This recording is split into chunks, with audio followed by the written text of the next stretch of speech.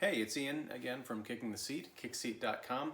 I just wanted to record this little video introduction to the conversation you're about to hear. I just got off of Skype with David Fowlie of Keeping It Reel and Emmanuel Noisette of EMan's Movie Reviews, and we're talking about MIDSOMMAR, the new Ari Aster, I don't know, horror movie that just came out in theaters last weekend. So I hope you enjoyed this chat.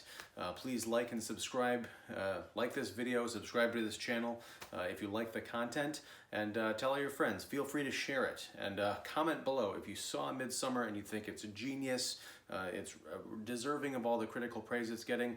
Let me know about it. If you think, it's not that great, let us know about that too. But please enjoy the conversation, and we'll talk to you soon.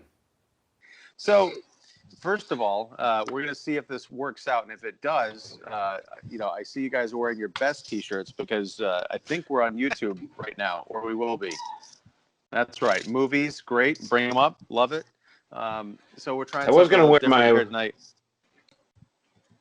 I was going to wear my white. I was going to wear my best white linen to go with the movie, but I just woke up, so I just threw this on. Go Eli. Oh, so you just came from a screening of MIDSOMMAR. Yeah. I wasn't kidding. In my screening last week, there was laughter intermittent, and there was a guy who fell asleep towards the end who was snoring for about 15 minutes, and no one bothered to wake him up. Nice. Wow. Yeah. Have you guys ever woken up somebody from snoring in a movie? Not intentionally. I remember the day I waited forever for Indiana Jones sequel, and the day that I saw Crystal Skull, there was some guy snoring on the other side of the theater. Like I was on the other side, the left side, and he was all the way on the right, and everybody could hear. He's like, it's like, and so I remember getting up, walking around. I felt like in Last Crusade when he was on the blimp saying no ticket. I walked over there and I tapped him. I'm like, go get a hotel room, buddy. Come on. Yeah. It was like I wasn't even doing anything. No. That's right. So all right, I feel like yes. I feel like I got recruited into this episode because I missed the critics screening of MIDSOMMAR a few weeks back. And so I'm like, all right, I'll see it at some point. I wasn't a big fan of Hereditary, but then I started getting these Facebook messages. I can't remember which one of you reached out first, but you're like, did you see MIDSOMMAR? Do you want to talk about MIDSOMMAR? Yeah. Sure. Let's do this. I think it was after the press screening I told you we need to talk about MIDSOMMAR. Because a lot of critics, I could tell already that a lot of critics were throwing hyperbole all over the place, saying, "Oh, this is another great film from Ari Aster, and this is amazing." Blah blah blah. And I'm like, man, I think we're 0 for 2 again. So because I know how you felt, you know how I felt about Hereditary. Mm-hmm. Have we talked to EMan about how he felt about Hereditary? I think me and Ian briefly talked about it, but I actually liked Hereditary. I like the originality of it. As a fan of horror movies, like I'm always down for when you can give me something slightly different than the formulaic stuff that we usually get with jump scares and all that other stuff. So I really appreciated Hereditary, and I mean, just the storytelling, the I guess the intrigue, mystery, whatever, that was trying to come about with it from the end. Kind of reminded me of The Witch from Robert Eggers, back in the day. So I appreciated, the realism, the practicality of it. And then, I mean, you don't know whether it's going to be supernatural or not until the very end. And I like that type of ride. So yeah, I liked it. Yeah. Okay. And that's the thing is I can see where you're coming from there. And, I can't remember I don't know if my feelings on it have softened or if I always felt this way and it just didn't quite come together. My estimation of Hereditary has grown since I've seen it, only because there's imagery in it that occasionally will just pop out at me in my head, like usually when I'm in the dark trying to go to sleep. Toni Collette with the kind of like flossing her neck. that kind of thing. So I still don't quite think it works as a movie, but there is some very effective imagery and some great moments in it. And I think a really cool performance by Toni Collette, who was called upon to just act every possible emotion, which is a great showcase for her talent. But, as far as does that work, showing that entire range in a movie all the time, I don't know. So I was curious to see what the follow-up movie would be, but again, because I wasn't knocked out by Hereditary, I wasn't rushing out to go to the critics screening or to be there opening night. Turns out I was there opening night. I paid for it. I put full price to go see MIDSOMMAR, which is it's a very different movie. Just in terms of the atmosphere. I mean, this thing takes place almost exclusively during the day. It's a very bright movie, whereas Hereditary was very dark. It's dealing with largely a younger cast and a younger protagonist. Danny, played by Florence Pugh, she experiences some family trauma early on in the picture, and she and her boyfriend Christian, played by Jack Rayner, they decide to go away to Sweden because a bunch of Christian's buddies have they're going over there on sort of a study trip, some kind of a college. I don't know what it is, but they're like two of them are planning to do theses. One of the friends is doing a thesis on this. We won't call it a cult necessarily, but just sort of this bizarre, this isolated Swedish tribe of some kind. And they go along, even though the guys, Christian's friends, are not excited about this at all because Danny is grieving pretty hardcore.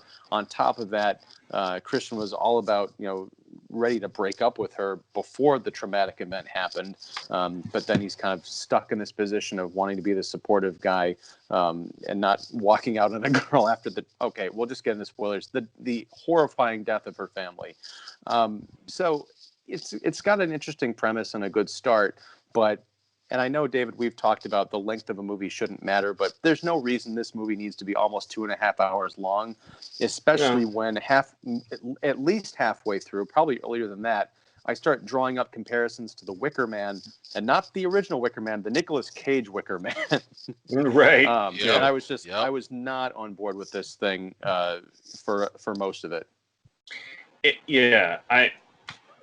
I think you could definitely draw some parallels to this in Hereditary.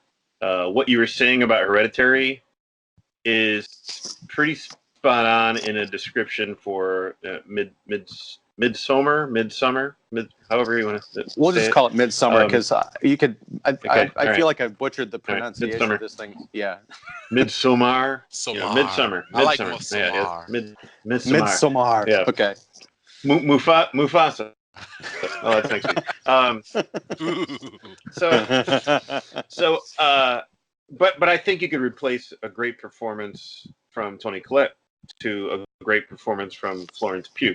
Sure. And where Hereditary lost me is when the seance happened. Where MIDSOMMAR lost me was when, gosh, I don't know. Let's see at what point. Obviously, once they got to this supposedly idyllic utopia in Sweden, it's in Sweden, yeah. They're Swedes anyway. At some point where nobody. I mean, obviously they were tripping out, but when nobody really started to question, wait, so. I don't know. To me, when I go on a vacation, if there's a 7-day festival that I'm going to be either witnessing or taking a part of, I'm going to do some research. Yeah. And I'm going to figure out what all is involved. Even if I'm like Danny and I'm a tag along to an already established quartet. Mm-hmm. If all of a sudden my boyfriend I don't have a boyfriend, but also I'm putting myself in Danny's shoes. If my boyfriend invites me to a European excursion, and I want a little information on where we're going, what's going to take place, what's going to happen. That's where the movie lost me. Is when okay, I understand she's grieving, but that doesn't mean she can't look at an itinerary, ask some questions, figure some things out. Like, so where are we going, and what are the customs, and what is this festival all about? And that's to me, like I said, the seance in Hereditary kind of pulled the ripcord on my viewing experience, because I felt like that is such a repetitive trope in a horror movie. We're going to do a seance. There's going to be some type of demonic possession involved. Here we have something where we have, for lack of a better phrase, stupid white people going on a trip where the boyfriend is kind of clueless and detached and not very intelligent. He's got some intelligent friends. I guess they're college students. We're supposed to believe that. The grad students, yeah. They got one of them actually has a handle on a thesis. The other one is just a doofus. So we got a thesis and a doofus, and the out of touch boyfriend, and then the Swede who knows everything but doesn't doesn't divulge anything. So there's that. Now let me back up a little bit. Like Hereditary, I think this movie has an excellent first 15, 20 minutes. I think it establishes the dread. I think it establishes great loss. I think it establishes the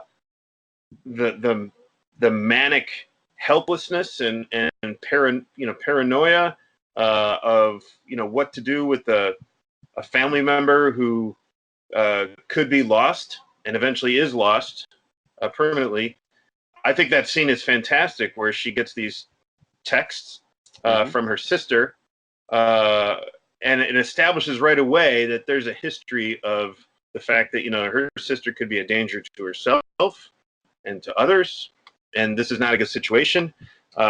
We realize pretty quickly that her boyfriend is really no help to her as an emotional support, and I think, and we'll get to this, I think Jack Reynor does a pretty good job at kind of walking the wire of being an idiot boyfriend, out of touch idiot boyfriend, to being someone who generally is unaware of how to help this person, and somebody who's kind of trying to get out of this relationship. But I think that first 15, 20 minutes, I think that was really great world building, really great character establishment. I just wasn't really crazy about where it all went after that. And like you said, Ian, for a 2.5 hour movie, that's problematic. Yeah. I mean, I was on board with it for a while, and it wasn't until you were going back and describing it to me just now that there was something akin to disappointment that just popped up, in that I understood what this movie was about going in, that there's this weird cult that these people fall into when they visit Sweden. And based on Hereditary, I assumed, okay, there might be something supernatural going on. So I'm wondering if the sister who ultimately kills herself and Danny's parents, if she was being influenced by this cult. You see Pelle, who's Wilhelm Blomgren, who's the Swedish friend infiltrator of the quartet. I'm wondering if he somehow knew this girl, and she was part of the she was wrapped up in this somehow. It's a red herring, really, because that's just the cold open of the movie. It has nothing to do with anything else going on with the rest of the film, except for how Danny reacts to tragedy and kind of gets sucked into this newfound family. But to say it's weird to say that's a disappointment, but I almost wish you'd trim some of the fat out of this thing and just given that some kind of a connective tissue to the rest of it. It would have been pat, but it would have been at least something, because I feel like that visual moment of the police going into the parents' house and finding the parents dead, and then the tubes running up the stairs and then into the girl's mouth that's been taped to her face. That's all great. I wasn't crazy about that weird upside down turning around shot of the garage. I thought that was too cute by half. But the visual sensation of that moment, I don't think is matched in the rest of the film. I think they try to do it, particularly towards the end, to come up with some really disturbing, cool things, especially as the insemination ritual is going on. But to me, that at that point it was just funny. So, like all the horror in this movie really is front loaded into that 15 minutes, and then it just kind of gets goofy and weird, but not weird in a good way. Right. You know, it's interesting because like I'm with you. Like I had an issue with the first 15 minutes because I really thought that there was going to be some sort of connective tissue to it too. And Ian, I know you just saw it more recently than I did, but I could have sworn that there was like some sort of floral wreath of some sort, like by the parents, either on their bedside or on their heads or something like that. Did you notice anything by any chance?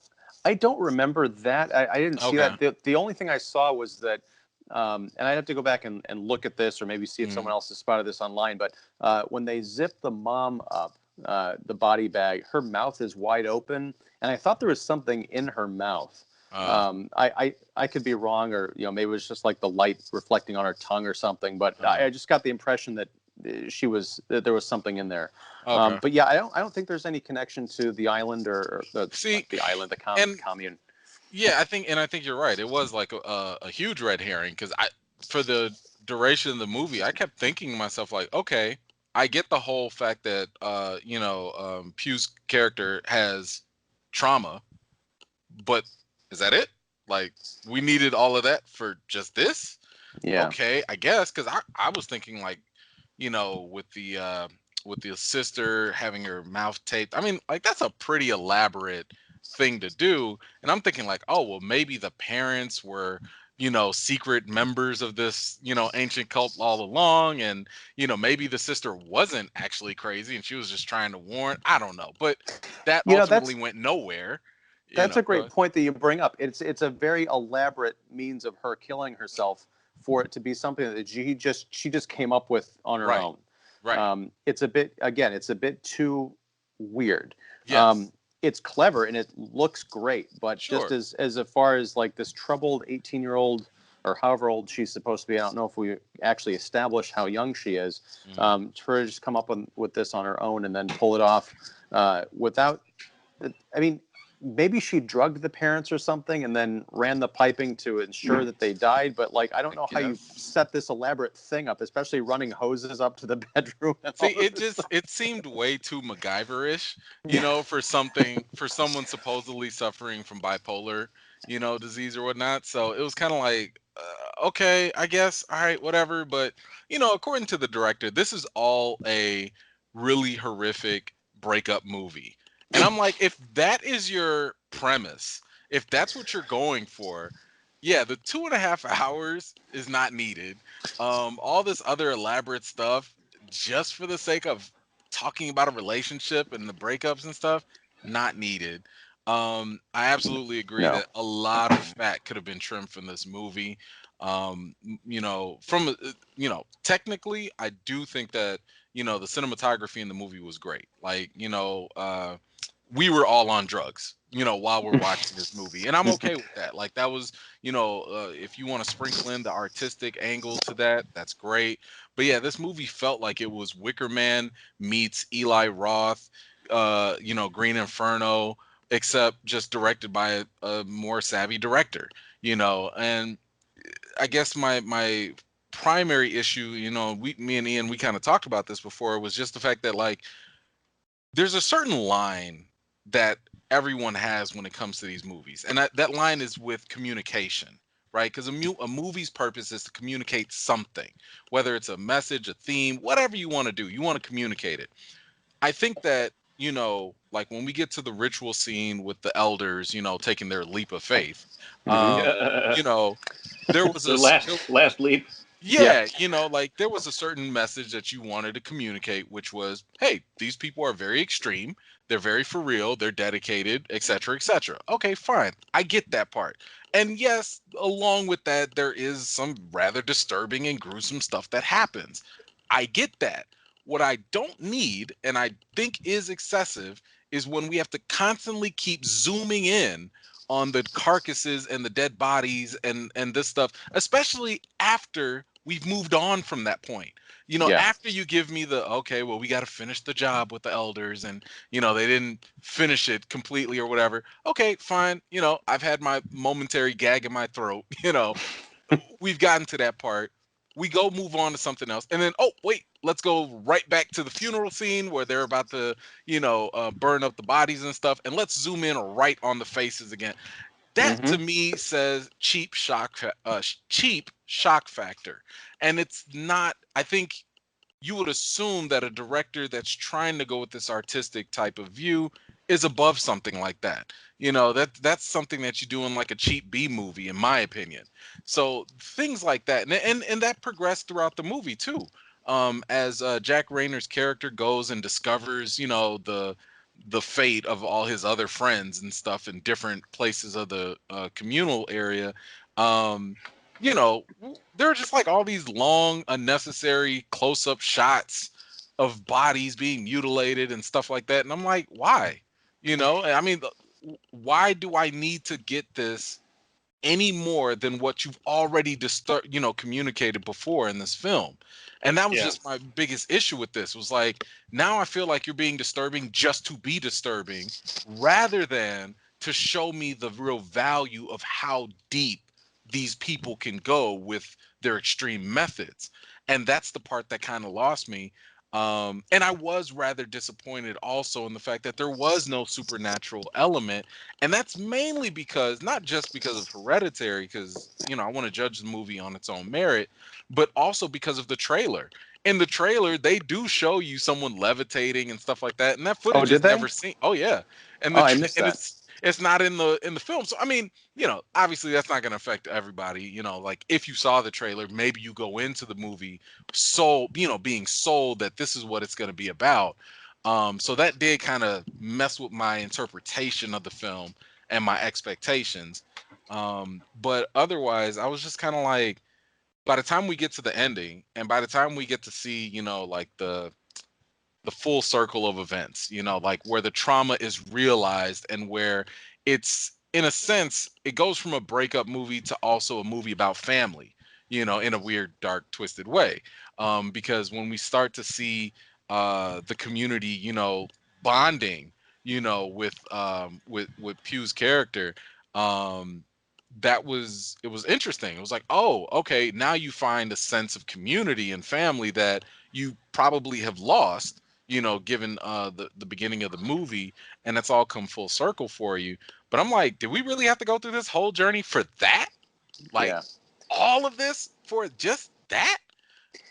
So Well, I felt the payoff was just cheap. Yeah.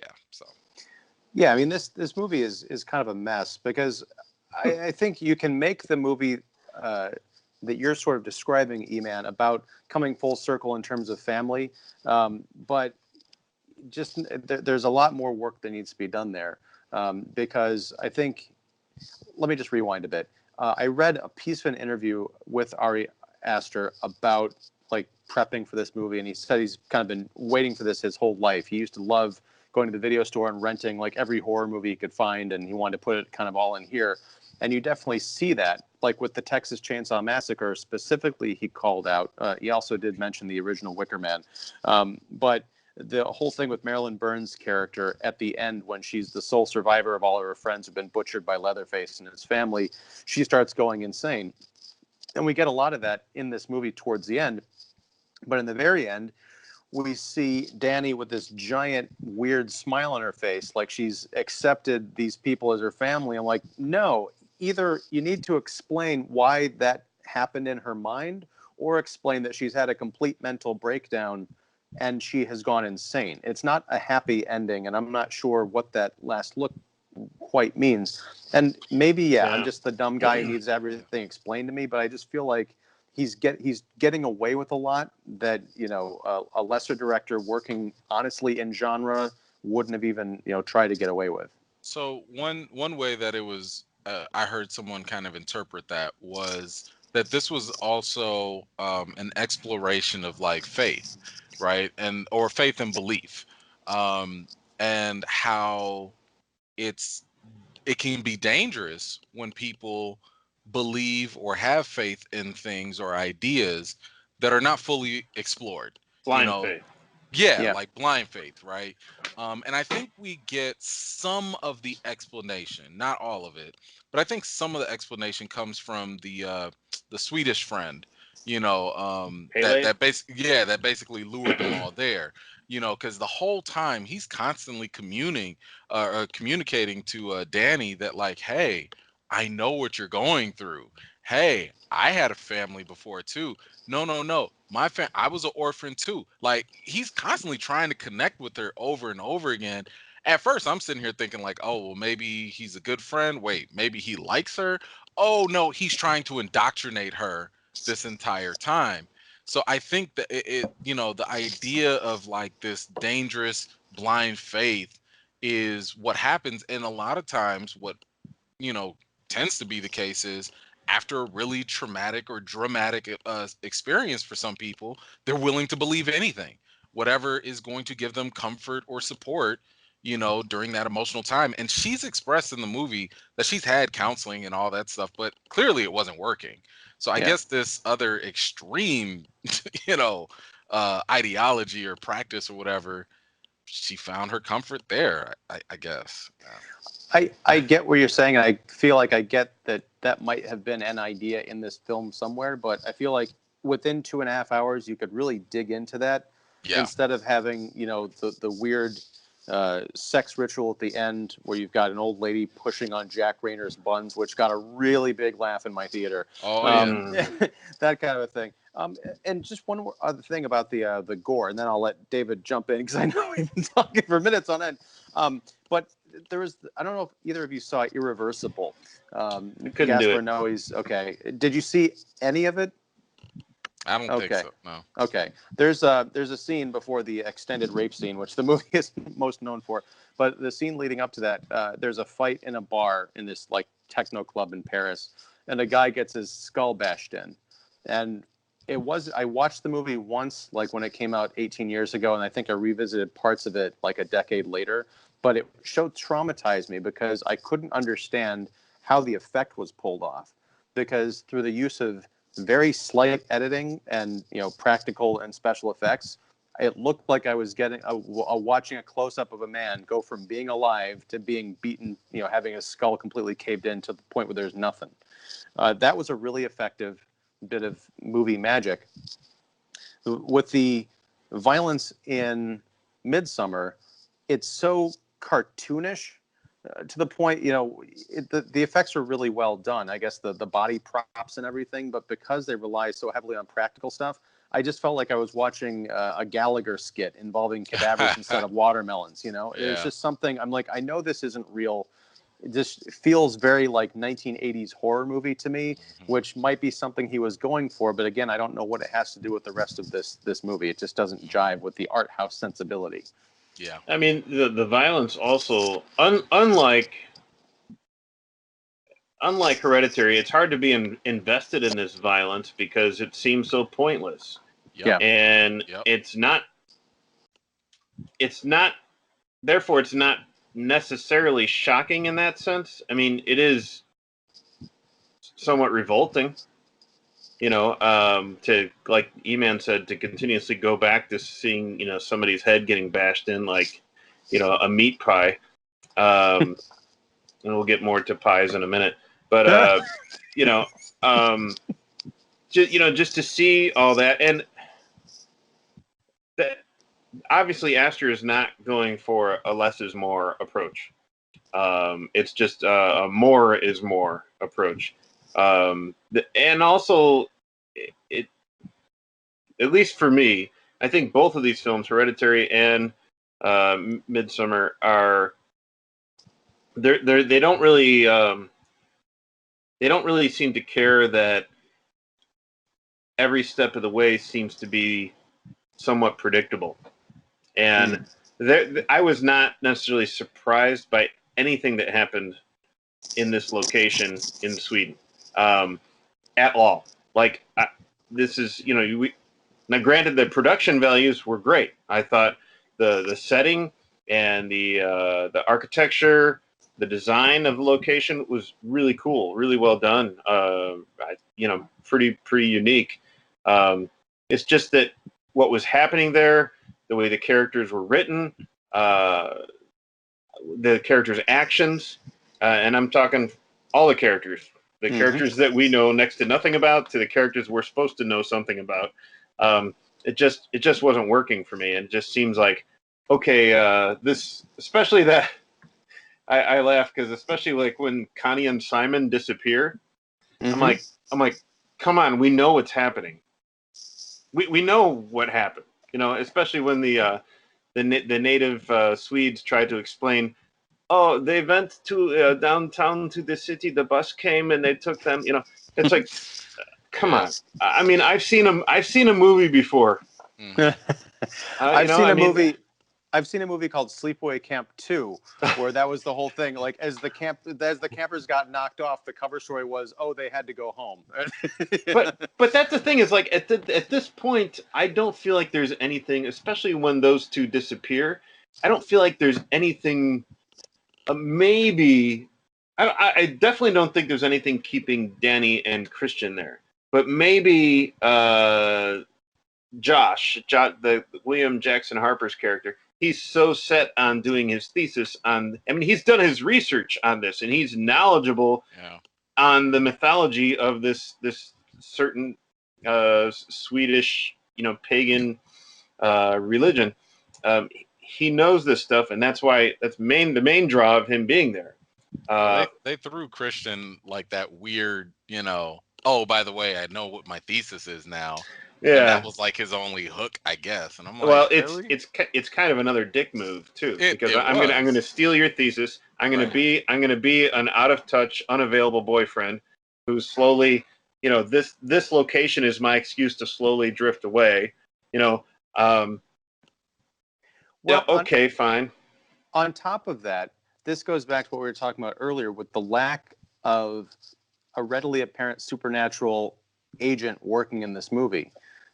Because that move where he decides, oh, yeah, I'm going to do my thesis, just seems so unrealistic that I felt like, oh, this is just him being manipulated. Like he's under some kind of a spell. Like he thinks this is a good idea. There's something whispering in his ear to do this and further break up his friendship with the group, especially because they've already experienced all this weird stuff. I mean, the big dick move on any character's part, I think, aside from, the group class clown Mark, played by Will Poulter, who's I like him as an actor. He was great. I like his character his wasn't look. needed though.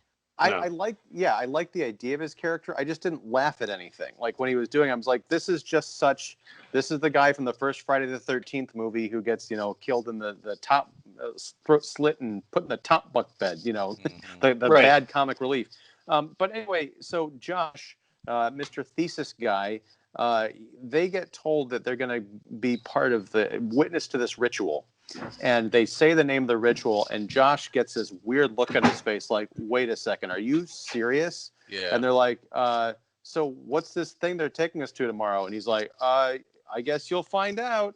If he knew that they were going to frickin' throw themselves off, unless he didn't believe it, which could have been played a different way, but he seemed to believe that he was going to see this. Yeah. But he didn't tell his friends. Like, if he had mentioned that to them, maybe it's because he was worried that it'd blow his thesis, which again is another way you could play this story. But no, he just says, okay, you guys are going to be in for a real treat. They should have left immediately. Yeah. And they would have done, I think, even after they see the people get killed and bludgeoned to death. I don't know why they didn't just have the rest of the horror movie be like, they can't escape from this compound. But they were just hanging out. But the other thing that would have been, if you don't want the supernatural stuff in there, fine.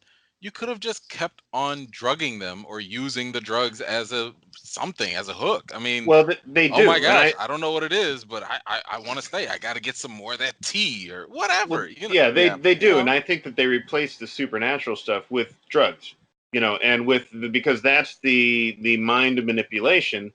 And it's more than just tripping out. I mean, they physically put physical limitations. No, I agree on with these that. guys. I totally agree with that. I'm just saying the drugs were not addictive. Like if we're talking about giving them a reason to stay amidst all the crazy stuff that was happening, the drugs at least would have made some sense to be like, yeah, we should really leave, but I just need a glass of something real quick. Mhm. Like Yeah. then okay, I could get it. But yeah, I mean the use of the drugs later, of course, yeah, it totally made sense. You're tripping out, you're paralyzed, I mean, that's just because it was interesting that they started questioning, the food and the drinks and stuff that far into the film.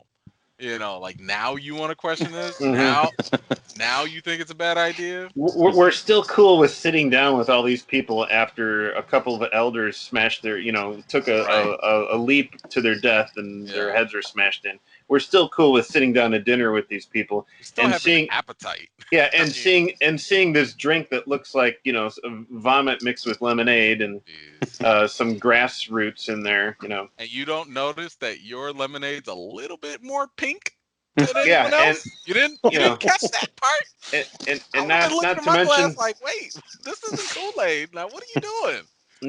there's a pubic hair in your pie. Dude, all I saw was Chris Rock during the Clarence Thomas sketch on Saturday Night Live. During that moment, yeah, it's all a bit much to take. When Mark pisses on the sacred tree, I'm like, he's like, I didn't know it was special. It's the one tree that's in the middle of this giant And it's clearing that huge. everyone's working around. Yes. And no one's touched it. It's like, Yeah, it's just it defies belief. One thing I want to talk about is there's so many runes and symbols and carvings all throughout this movie. I kept thinking that at the very least they were going to do the cheap thing and connect this to the god Payman from Hereditary. oh boy. Because they kept showing these things and like, should I go back and watch Hereditary and see if that's the symbol that's on the signpost or something like that? No, That's the last thing we need is a shared universe. Yeah. no, I mean, I wouldn't mind a shared universe, but that only served the purpose of just foreshadowing, and that was Yeah. it. Like literally every time they showed you something that was on the, tapestry or ceilings or whatever, this is going to happen later. Like the pubic hair, the blood, and all that stuff. Like they showed all that in the artwork before. So Again, on a visual artistic level, I'm just as impressed with this movie as I was with Hereditary. sure. On a visual artistic level, I think it's shot impeccably. Yep. I think you could tell that Aster did some like mega research Yeah. and went into a great amount of detail, building on the mythology. And it seems like almost every interior that they went into on this compound is just so super detailed. Either from establishing how these people live to presenting these illustrated stories. These sequential tapestries that we see either all over the ceilings or walls. It's fascinating, but does it really pay off? It kind of works its way into checking off what I felt was like my own internal list of predictable things that are about to happen. When we see the snip of the pubic hairs and those drawings and stuff, I'm like, okay, well that's going to play out. Okay. Yeah. Well, yeah, the drawings are another thing because they're all over the place. They're very disturbing, and some of them are on the walls of the sleeping quarters where these characters are staying. So, like when there's a scene where they're panning through a field and they see the giant bear in the cage, and I think it might have been Christian said, "Is that a bear?" And then we see the drawing of the bear on fire. And also the pubic hair cutting, like all this disturbing imagery involving kids and shears and blood everywhere. Like if I'm going there and I'm hanging out, even if they are giving me great mushrooms and there's hot chicks everywhere, I'm going to be asking questions like, okay, Lots so of questions. how old did these ancient rituals date back? And at what point did you stop believing in this crazy shit? I'm not being drugged here to the island as some kind of a sacrifice, am I? I will give you the set decoration was pretty awesome. They kept going back to the two-tiered kind of bunk system that they had. And I immediately thought of something like out of a Wes Anderson film. Right. But yeah, it's one of those films I think you watch and it can be very beautiful, but if you let your brain start ticking away, it falls apart almost instantaneously and does so over the course of 2.5 hours nearly. Yeah. The one aspect that I appreciated in the kind of mythology of these this pagan, I guess you could call it a cult. I liked when Pele was explaining the different cycles of life. I thought that was very interesting. Yeah. And I thought that they might have maybe they were going to go into some, like our cycles of life are also recycled. Like, there's some kind of reincarnation or whatever. We never die or whatever. But especially it explains, why, they don't believe in nursing homes. When you get to age 72, then you take a high dive. I thought that was really interesting. I just wish it was explored a little bit more. Why wouldn't one of these American guys, especially the guy who's working on a thesis, why wouldn't he want to talk to somebody who's approaching their 70s in this compound and say, hey, based on what we just saw yesterday, I'm working on a project here for my, thesis. Can we talk about what I just witnessed and how you're kind of getting close to that moment in your life and how there's nothing like that. There's nothing like that. It's weird how everything is kind of nebulous, but also predictable. Yeah, I agree. It's a lot of this movie seems to be about setup and payoff, strictly from a visual / horror standpoint. And not even all of it works. Like when we find out what happened to Mark, he shows up and he's naked from the waist down inside this the temple where they keep the sacred book that no one can photocopy. How old am I? But no one can copy it or take pictures or anything. But Josh sneaks in one night and he starts taking pictures with his iPhone, and then he sees Mark, who comes in, and Mark, it's revealed what happened to his face. I couldn't tell. Oh, someone cut it off and used it as a mask. Is that what it was? Yeah, because that's what it looked like. It looked like they cut his own face off and put it on him. That's that Texas Chainsaw, It looked like really shoddy cosmetic surgery. I thought it was just like they stretched out his face, and I don't know. They just, whoever they killed him before, and then they just put his face on, But the other thing I was kind of wondering about, and I don't know if you guys connected this. Remember the crying baby? Then they put scissors under the baby's pillow or something. Did that lead to anything? Did that go anywhere? Was it the baby's pillow?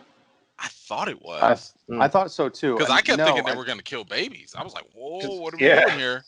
Because I know that the girl that had her eye on Christian, she put something underneath his is that what bed? She did, but I'm just there was a separate scene, where they put I think scissors underneath the baby's That's what I was thinking. I was like, are you guys gonna kill the baby, or is that just for pube cutting? Like I don't know. Babies don't have pubes, so I don't know. That's what I'm saying. Things are different in Sweden. Because the other thing is the babies were crying throughout the nights. It wasn't just a one-time thing. So I'm like, what does this say about babies? Like, where does this go? So, and that's ultimately another unexplored. But that's the thing that I'm kind of having an issue with. If you're the director, again, it's about communication. What do you want me to get from this movie? If you want me to know that this is a movie about a couple and the breakup and family, fine, I get that. But I'm distracted at this point because you're throwing so many things at me. I don't know am I supposed to put my attention towards the community and the rituals, or am I supposed to focus on the effects on the couple and the character development? Because at this point, I feel like both are vying for my attention, and I can't focus on both of them. Because a lot of times when Pugh's character would come back, when Danny would come back, I didn't care because there were too much crazy stuff going on that just happened. Yeah. And I'm like, you're crying over this? This dude is hanging by his back skin. I don't care about your trauma at this point. So this is the issue that I'm having. I'm like, what story are you trying to tell me here? Because if it's supposed to be about the couple, then I need more on the couple. Stop showing me all the weird, crazy stuff with the community. But if you want to tell a story about them, then do that. I don't think it gelled very well. I don't think it synced very well. Yeah, I'm with you. Yeah, I'm with you too. And at the climax, which is the big horror movie thing where they drag out all the mutilated bodies so we can see what happened to everybody. I'm sitting there doing character math because it seemed like there were more corpses than there were, victims, and it probably all lines up. But I was just so distracted and unable to focus on anything, of substance or imagination. Didn't they say they needed, what, 7 or 9 Nine. bodies? They needed like 9, but like They needed 7 9. from the 2 outside or something volunteers, like that. though. Yeah. 2 like Swedish volunteers. Yeah. And that was one of my favorite scenes of the movie, is when that triangle house is on fire with all the male Americans in their at least their bodies. The 2 volunteers are in there, and one of the guys is like he looks at the other guy, and they're thinking like that this is something that volunteering is a good thing. This is you're gonna basically be a benefit. It's gonna be a benefit to you and your community. You're not gonna feel anything. And at the point where he does start to feel something, I love that kind of moment of surprise and horror of and pain. That was a great moment. I'll agree, and that was one of the very few surprises in this movie, because it's terrifying, especially because you pull back and you hear him screaming, and how long was he feeling being burned up, right? But the rest of it with Christian in that bear outfit, just kind of looking dead to the world because he was about to be. It's just I don't know. I felt like the last 20 minutes of this movie is just references and things that are meant to be artistic and possibly shocking to people who've never seen movies before. And that's fine, because some of those folks are going to, for some people, Ari Aster's MIDSOMMAR is going to be their first experience with a movie like this. And sure. God bless them. But for us who are expecting more, especially out of something that's so critically praised, it's a big disappointment. I want to touch one thing on the talk of religion, which I think was a moment in the film where I thought it was going to go off in a really interesting direction. Was right after the elderly couple jumps off the cliff, and the sort of high priestess is explaining to the kids who are all freaking out about their views on life, and it's their choice instead of shoving them off in a nursing home somewhere, I think, as David mentioned earlier. That's really great, and it's an idea of something that we're seeing a lot of in the world right now, with conflicting cultures and religions, and the ideas of how people ought to live their lives. A lot of it based on religious and spiritual concepts, and those coming into conflict, East versus West civilization, that kind of thing. That is a great place for a horror movie to go, because you can explore big ideas in a popular medium. But this movie doesn't. It mentions it, and it just keeps on driving right by, and that was really frustrating for me.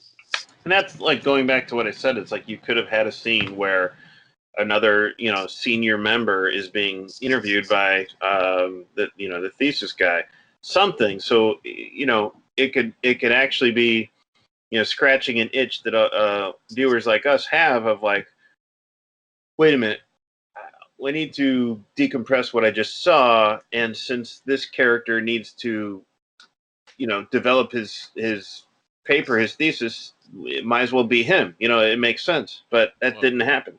He has to get permission from the elders, because a lot of their stuff is not written or documented. So supposedly, like, this was like the first time it would have been documented in some way. But I mean, I agree with you. Like, I agree that would have been more intellectually satisfying to see that, but they kind of skirt around it by just saying like, oh, our rituals are kind of like private. Maybe we'll get some, maybe we'll get you a pass from the elders. Well, we didn't even touch on the teenage inbred deformed savant.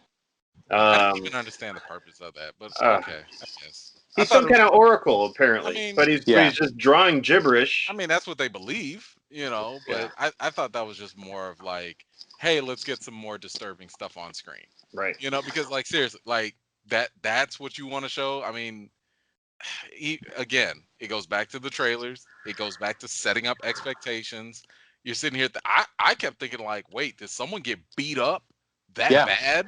You know, like, is this what is this the fate of one of the people that go on this trip? But you know, the inclusion of him, you know, of the kid, like in the movie, I was like, that's it. Like, Well, okay, it's yes, borderline offensive, because Yeah, I remember seeing it as it's like one of the promotional stills of the movie. It's just a right, close up of this kid like right, lying, down in a cot or something, yeah, a close up of the grotesque face, yeah, and you do wonder, okay, this is a horror movie. Yeah, what happened to this person? It turns out they're just, they were born that way. It's like a genetic birth defect. It's like taking a close up of someone with like Down syndrome and saying, "Oh, look at this. I yeah. wonder what happened to make this person like this." Or and the it's a elephant result man. genetics. of it's a result of inbreeding, which is like Right. another kind of eye rolling trope. I mean, talk about I don't know. We see this in like going back to 80s horror movies. Like it's like a horror movie set in the South in the 80s. It's like, Yeah. Or like the Yeah, elephant man or whatever. yeah, very much so. Yeah. So that doesn't work. And I guess if maybe there was supposed to be some thread about how, well, that's what all religion is. It's just some, inbred kid drawing gibberish and he gets everyone to follow it, but they don't even go anywhere with that. It would have been kind of a trite kind of idea, but at least it would have been a thread that was, woven into something instead of just left dangling. Mhm. I, Do you, go ahead. Sorry, I got sorry. Do you guys recall the one moment? The one moment where they've already arrived, and I can't remember if it's after the last leap. It might be before, but they're kind of getting settled into their quarters there in the compound, and Pele has a conversation in kind of secret with, I think, Christian, Mm-hmm. and Danny's kind of off in the background, and she could kind of hear them talking, and I think she eventually asked Christian like what that was all about, and it just seemed like Pele was talking to Christian about Danny and about how something about this is going to be hard for her, or I don't know. I couldn't. I thought it was the birthday thing, wasn't it? Like, because he That's the forgot feeling her I got. birthday. Yeah. The, And that was a weird moment too, because I think EMan might be right, or at least that's how I interpret it, because Danny's birthday was the day before, and and he forgot. he forgot, and that was sort of the initial sign of Pele kind of weasel his way into her mind or Right. pants or whatever. But then Christian just pops up with this random like birthday cake or cupcake Yeah. with a candle in it, like from behind his back. And he's like, "Oh, I meant to give this to you yesterday, but we were tripping and the time was all weird because the sun didn't go down." It went from just this gag of he forgot your birthday, I'm trying to get into your pants, to somehow he's got this weird birthday cupcake, and then they completely undo that by saying, "Oh yeah, he had this the entire time." Like, how is he carrying this cupcake around in his backpack without it getting all mushed to hell, and the Yeah. candle, and it just didn't make any sense. It was like a cartoon. You Sorry, probably there got might it be a from hair in it. he probably got it from the lady folk. Yeah, yeah. You know. Yeah. Oh, So I'll go back to something you had said earlier, yeah. David, because I thought about this the day after I saw Mm-hmm. Midsommar. You said this was sort of a take on like white people going Stupid, on stupid white stupid people. white people. This movie feels like a movie Jordan Peele would have made as sort of a corollary to Get Out. All Like, right. because it was just like this, all the characters do the exact same shit that characters are not supposed to do in horror movies at like every given situation, and it just feels especially irrelevant now that we've had Get Out was that 2 years ago, 3 years ago Like now. that. Yeah. Yeah, it's just it feels like you could say brought to you by the Wayans Brothers. The Wayans Brothers present Midsommar. You don't change a thing and just label it like a really satirical dark comedy, and people would buy it. It would have been so interesting, I think, if even like Pele knows what him and his friends are about to experience.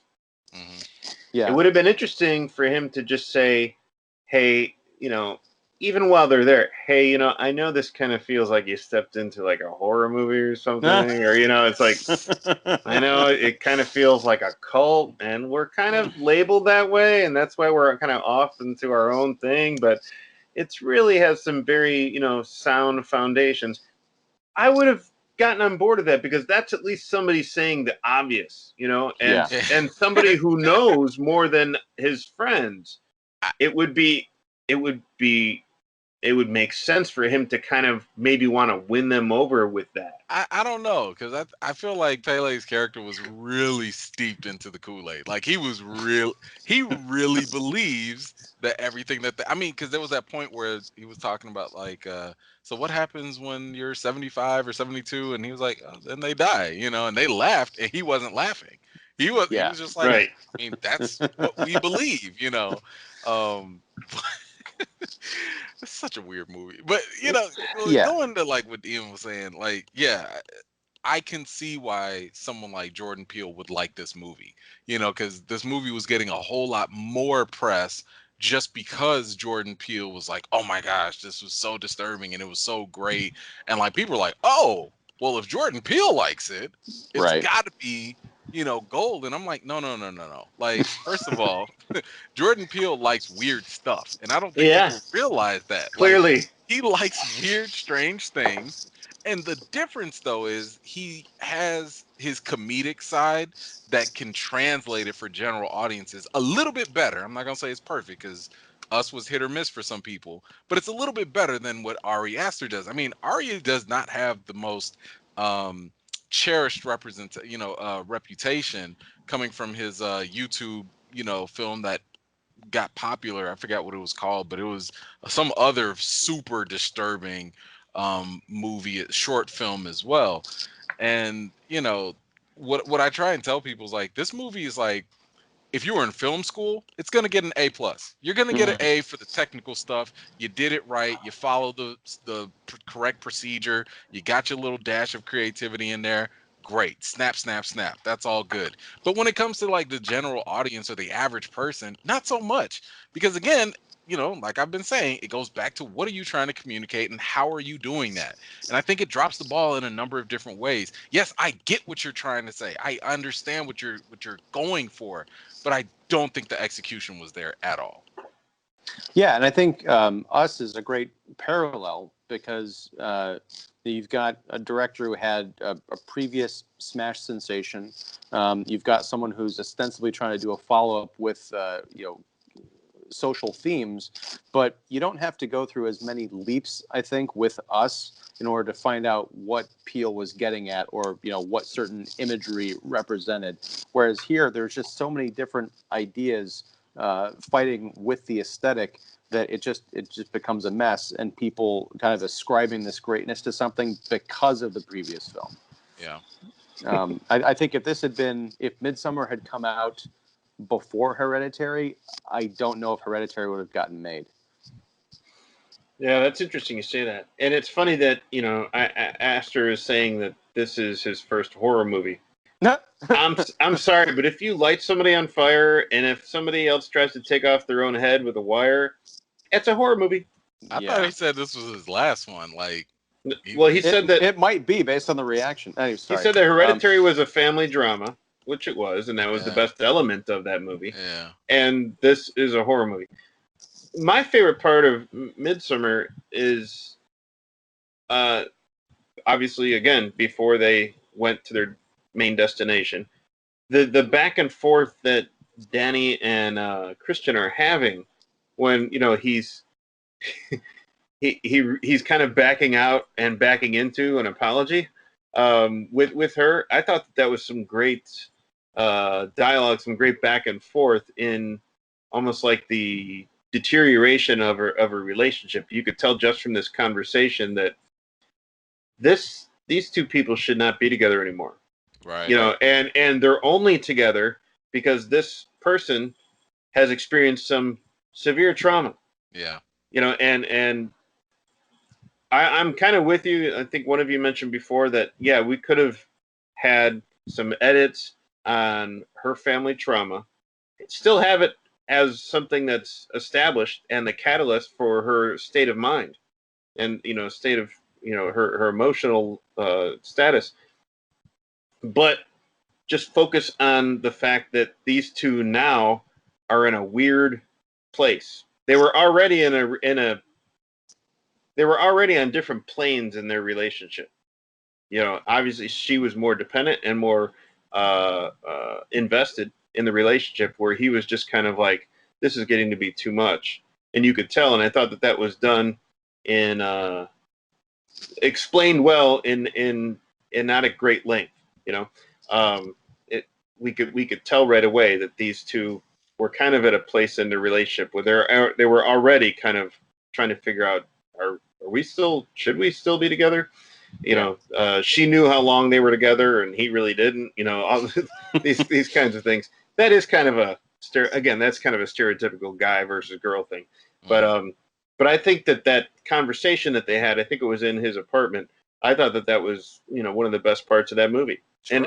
And when you think of all the elements and the visuals in this movie, for that to be the best part of that movie, it shows what should have been developed more is this relationship. If it is a breakup movie, then, you know, fine. Yeah, fine. Make it a breakup movie, but then you're basically transporting a breakup movie into this, you know, horror atmosphere.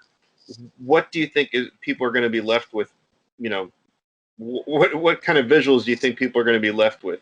You know, I don't know. I mean, there were a lot of moments where I was just kind of like, is Danny the main character here? Like, I had to struggle and just be like, wait, like, why are we cutting to her having these, you know, episodes of depression?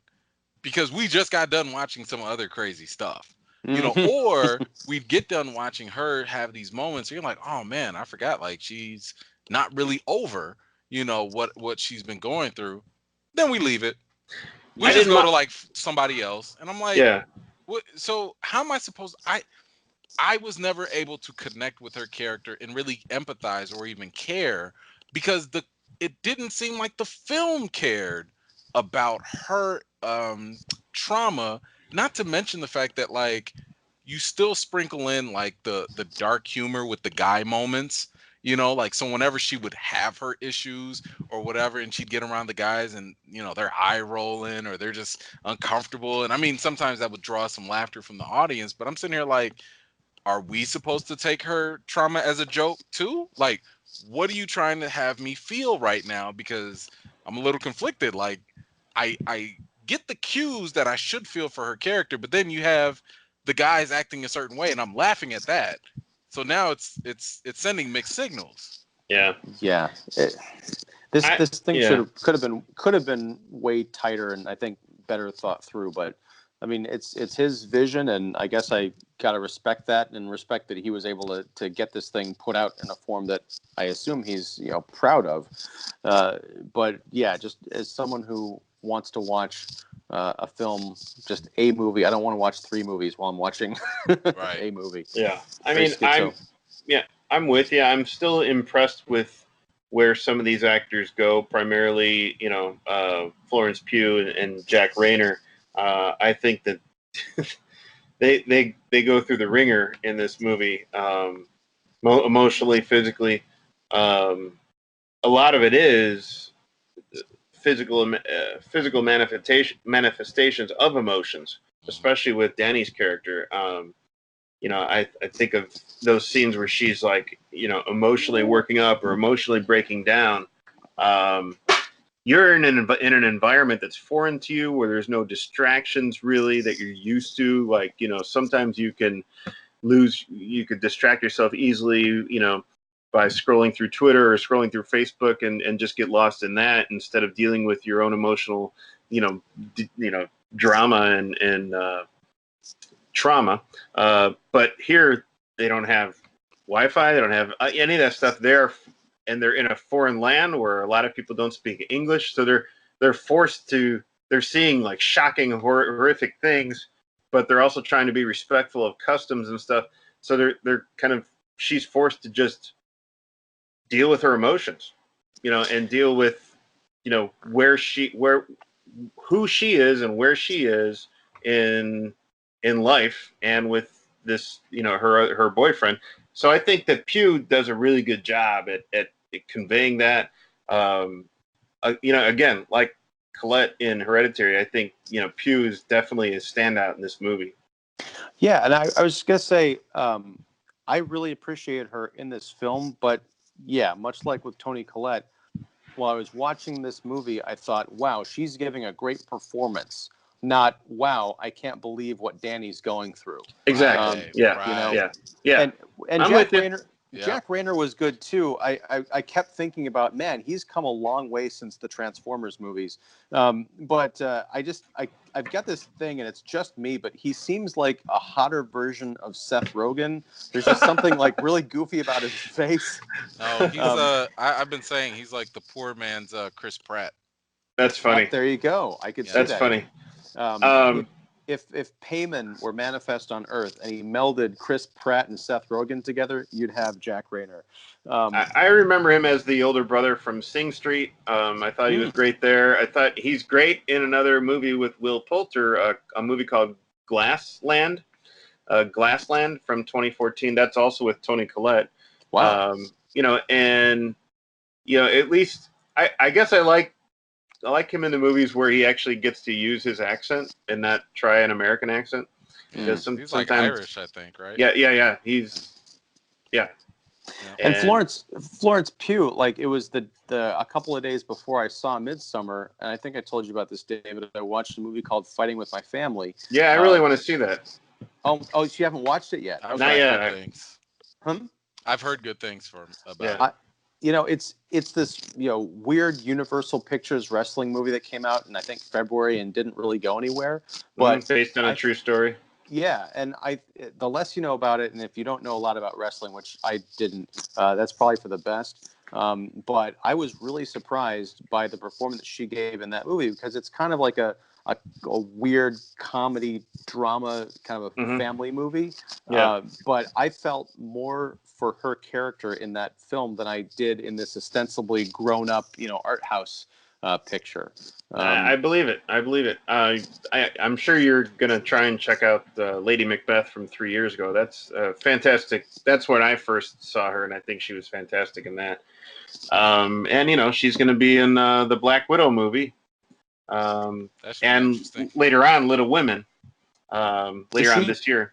Is she playing like the young Black Widow, or? Well, of course, they haven't gotten into that yet. But I think that what I will tell you is that Black Widow is like Black Panther. It's a title.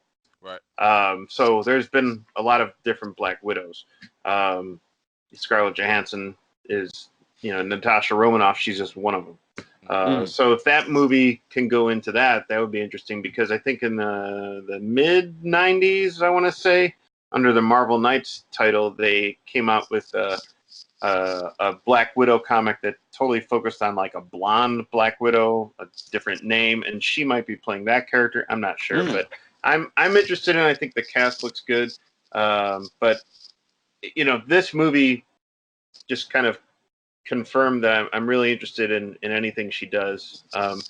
Oddly enough, though, I'm still interested, even after these two movies, I'm still interested in what Aster does.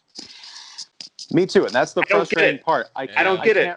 I can't write him off. I'm like the abused spouse or something. I'm like, you put me through torture. I want to come back and see what you did. Wow, that was really unimpressive. I want to come back and see what you did.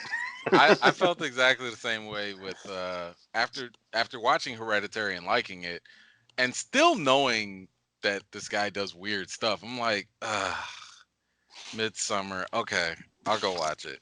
And I mean, like, I'm pretty sure well, to be fair, if he is true to his word, and this is like the last horror that he's gonna do, and I don't know if he's gonna start doing romantic comedies or something, but whatever other genre he goes into, I'm curious just to see, like, can you make that transition, because that doesn't always carry over for certain people. I mean, I'm thinking of James Wan, for example, master of horror, the Wes Craven of our time, in my opinion. But then when he goes and does stuff like Aquaman or Fast and the Furious or whatever, it's kind of like, meh, like it's okay, So I'm curious to see if Ari can bring his talent and maybe do something a little bit different and probably more acceptable for general audiences. No, I don't think he's really concerned with that last part at Probably all. not. No, probably not. Well, yeah, we'll see. We'll see how concerned he becomes, as those returns come in. It's a weird time. I was at a cookout today, and people are, of course, I got my movies shirt on, and they know I'm a critic and stuff, and they're asking me, so what's good out there to watch? And I'm like, not this one. Well, I mean, I'm obviously not going to mention this movie, because I know the crowd that's asking. But I'm like, Toy Story 4. I mean, go ahead and see that. That's fun. It's good for everybody, I guess. Coming. Yeah, I don't know. Right. I almost just like just Netflix, man. Something. What's good on ABC this week? Yeah, right. No, The Bachelor.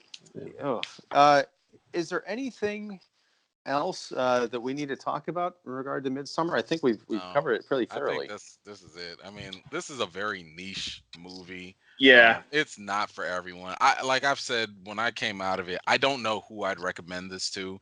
The people I would have recommended it to, they already saw it. So, right. It's one of those things that I do think will be forgettable. It might have, no pun intended, a cult following, but outside of that, I mean, you intended that. You intended that. I did intend it. You're right. You got me. Yeah. But yeah, I mean, it's just I don't see this really going anywhere. And to be honest with you, I do kind of hope that it fails. I do kind of hope that it doesn't make a lot of money, because I don't want movies like this to be rewarded and then we get more of them. Not that I wish failure for Ari. I want everyone to succeed, but if money is the driving force into what we get more of, I don't want more of this. I want better stories. You can give me what you gave me in Hereditary. I'm not telling you don't be disturbing, or gruesome. There's always a room for that somewhere, but this movie just was not a success in that regard to me. I'm gonna go into his third film feature, knowing my problems with these first two, and that's gonna that's what I'm gonna walk into, viewing this third film. I'm still very curious to see what he does, but I'm gonna know that he's did this twice already. He's gonna do it again, where he really just is not really focused on giving us anything like completely different or unique. It just seems all so predictable. Honestly, from the seance and on and Hereditary, it just seems so predictable. There were moments where it was done really well. How it was done was really well, especially with Toni Collette's son. There were moments in this movie where how it was done was really interesting, but ultimately, it's just like, oh, well, okay, I knew that was going to happen, and that's disappointing. Yeah, going back to what EMan had said, I totally I'm there with you, David, but the idea of kind of this movie succeeding and being rewarded by A24 being able to make more of these kinds of films, that Wayans Brothers joke that I made earlier was sort of sparked by a tweet from Nick Allen, right, who had said that he's waiting for the Wayans Brothers satire of A24 style movies. And my point is, this movie is almost a satire of A24 type movies. I think it would be, I would love to visit the alternate universe where you just put their name on this exact film and release it as a comedy. Because I think you could still get the same kind of adulation for it as it's getting now, just being viewed as a straight picture. But I don't know. I don't make the rules. So I think with that, we will leave this. This movie did come out sort of in midsummer, so A1 for the marketing, I guess. A24 for the marketing. Oh, you son of a... Anyway, thank you guys. I'm hoping this will be up on YouTube. David, you froze for about 10 minutes earlier on. I was taking a nap. I was sleeping with my eyes open. It was the weirdest thing because EMan was like moving around in real time, and you were like, I might have to hire EMan to read some bedtime stories to me because his voice is so calm and soothing. That doesn't always work. And smoothing, yes. It works for my right. wife. She likes that. Yeah. It's Well, like, I can tell me about your day. I'm tired. Oh, okay. Gotcha. She's sleeping. I'm almost to the point of sleeping. Talk to me. Exactly. No. Go on.